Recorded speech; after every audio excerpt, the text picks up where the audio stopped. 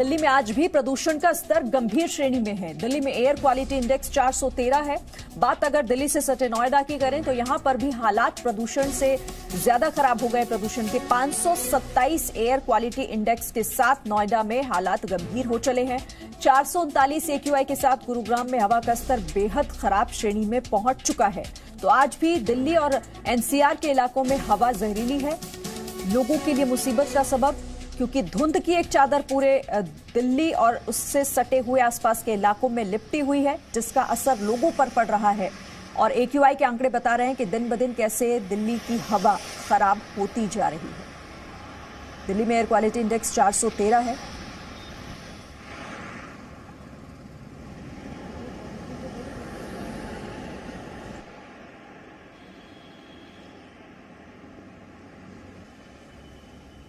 तो कोरोना काल में प्रदूषण जहर बनकर दिल्ली NCR के आसमान पर छाया हुआ है और ये दिवाली से पहले का भयानक ट्रेलर है। दिवाली के बाद की अगली सुबह प्रदूषण की भयानक पिक्चर दिख सकती है। ये दिवाली 2 महामारी वाली हो सकती है।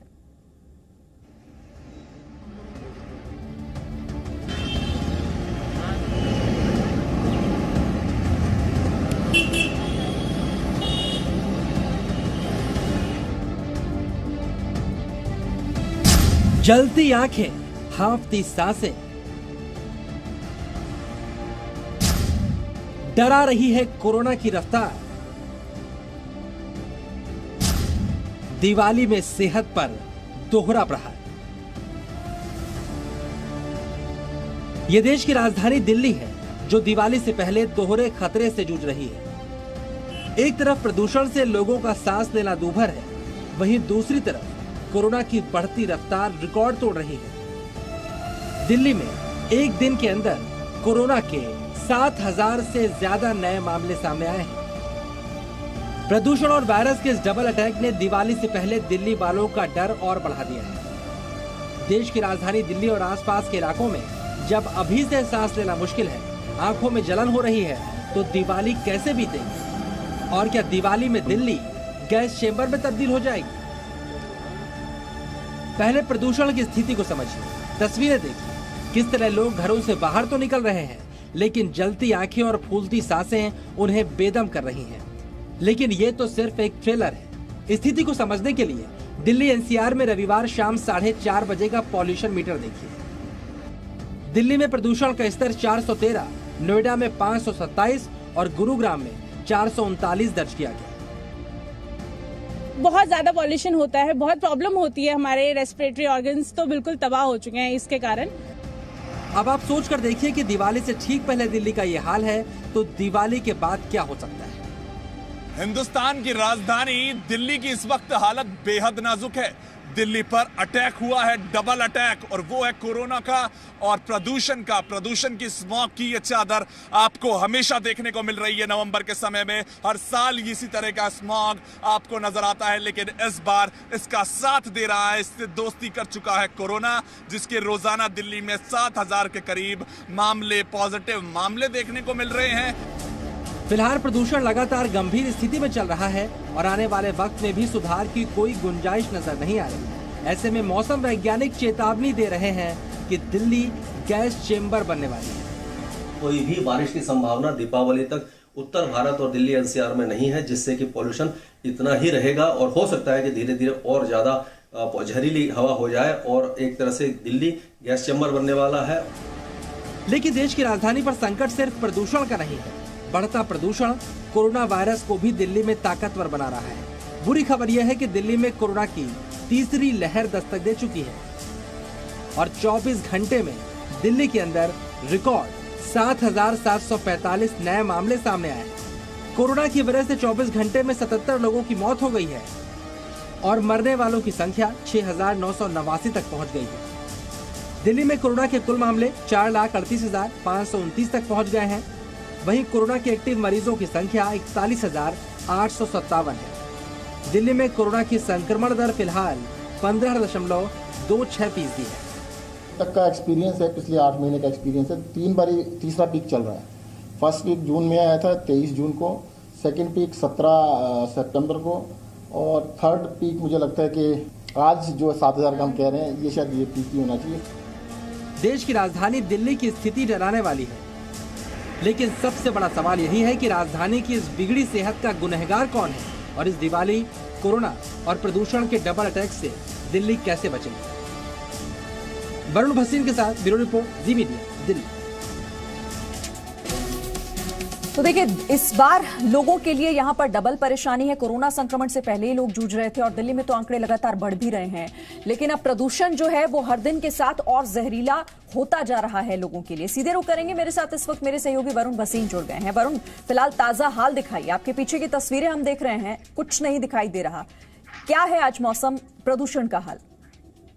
जी बिल्कुल, देखिए सबसे पहले तस्वीरों के जरिए मैं आपको दिखाने की कोशिश करूंगा कि जो स्मॉग है वो अभी बिल्कुल खत्म नहीं हुआ है। पिछले लगातार 5 दिनों से यही स्मॉग देखने को मिल रहा है और इस स्मॉग को अगर आप जहर कहें तो उसमें कुछ भी गलत नहीं होगा। ये जहर दिल्ली एनसीआर लगातार अपनी सांसों के जरिए अंदर ले रहा है। और अगर आज मैं आपको ताजा AQI बताऊं तो वो भी आज गंभीर श्रेणी में यानी कि सीवियर कैटेगरी में आता है, जिसमें सरकार द्वारा बताई गई जो ऐप है सफर, उसके जरिए साफ साफ एडवाइजरी होती है कि कोई भी यानी कि हेल्दी व्यक्ति है वो भी घर से बाहर ना निकले। तो आप समझिए कि कितने दिनों से लगातार इसी तरीके की गैस जो दिन भर हवा में रहती है उसके बीच में लोगों को कभी काम करना पड़ रहा है, रहना पड़ रहा है। साथ साथ में जो कोरोना है उसके आंकड़े दिल्ली एनसीआर पर भारी पड़ रहे हैं। दिल्ली के सबसे ज्यादा आंकड़े कल देखने को मिले, गुड़गांव के सबसे ज्यादा आंकड़े हमें कल ही को देखने को मिले। तो कहीं ना कहीं इन सबका सबसे बड़ा कारण अब प्रदूषण भी बनकर आ रहा है। और ये समस्या तो हमारे लिए पुरानी थी, कोरोना हमारे लिए नया था, कोरोना से लड़ाई हमारे लिए नहीं थी, लेकिन ये प्रदूषण की जो लड़ाई थी ये हमारे लिए पिछले 5-6 सालों से लगातार आ रही थी। उसके लिए भी कोई जो कदम उठाना था वो नहीं उठाया गया है।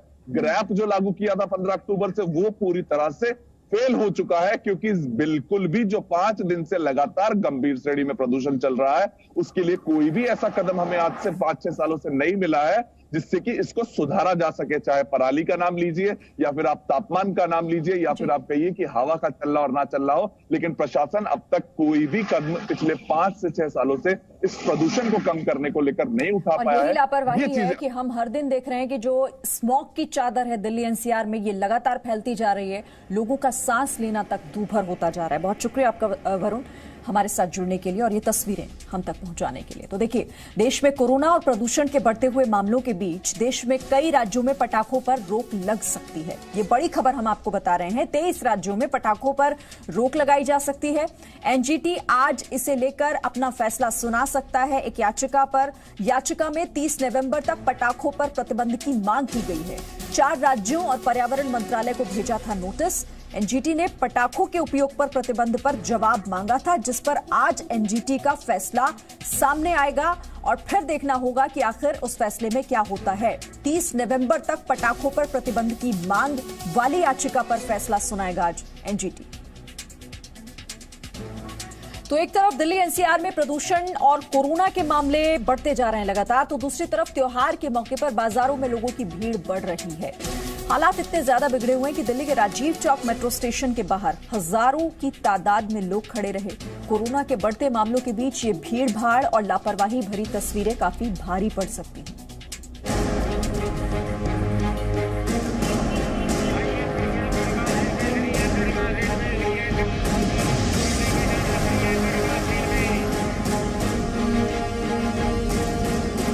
दिल्ली में एक तरफ कोरोना की रफ्तार सारे रिकॉर्ड तोड़ रही है,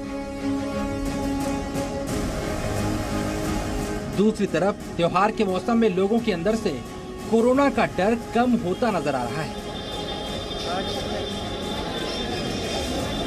लेकिन ये लापरवाही और बेफिक्री महंगी भी पड़ सकती है।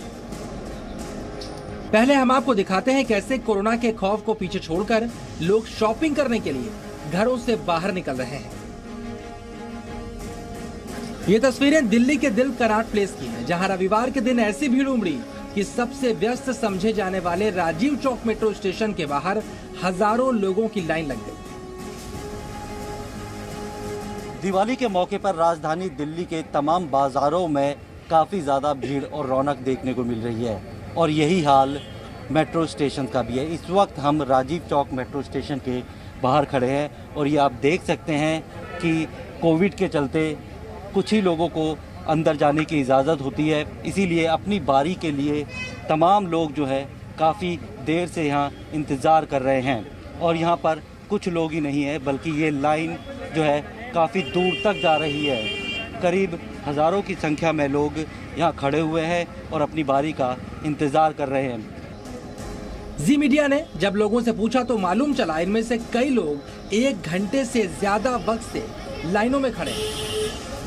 एक घंटे हो गए, शॉपिंग के लिए आए थे, इतने समय खराब हो रहे हैं, क्या बताऊं। मैं सर 1 घंटा हो गया लाइन में लगे काफी परेशान हूँ। 1 घंटा हो गया। 1 घंटा हो गया। तो शॉपिंग के लिए आए थे, दिवाली की शॉपिंग के लिए? शॉपिंग के लिए। जब मेट्रो स्टेशन के बाहर ये हाल है तो मेट्रो के अंदर की स्थिति को समझा जा सकता है। रात हो या फिर दिन, कोरोना के डर को पीछे छोड़कर लोग अब मेट्रो का जमकर इस्तेमाल कर रहे हैं। यही वजह है मेट्रो के अंदर लोगों की संख्या बढ़ती जा रही है। 1.5 महीने में दिल्ली मेट्रो के यात्रियों की संख्या दोगुनी हो गई है। 12 सितंबर को 1.5 लाख लोगों ने मेट्रो से सफर किया।